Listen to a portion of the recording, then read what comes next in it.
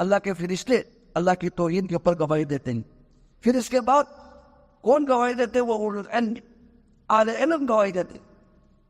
اسی سے علماء کرام نے علم کی فضیلت کے بارے میں بہت سارے باتیں انہوں نے ذکر کیا ہے. ان میں سے یہ ہے کہ اللہ سبحانہ و تعالیٰ نے علماء کو، اہل علم کو انہی سے گواہی لی، ان کو گواہ بنایا. اللہ تعالیٰ نے انسانوں میں سے کسی طبقے کو گواہ نہیں بنایا. کس کو گواہ بنایا؟ علماء کرام کو گواہ بنایا. یہ ہے فضلت ہے، فضلت کے کافی.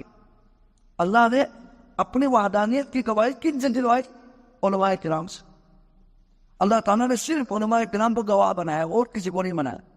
اسی طرح اللہ سبحانہ و تعالیٰ نے علماء کرام کی گواہی کو اللہ تعالیٰ نے اپنی گواہی کے ساتھ ملا دیا. کہ اللہ کی گواہی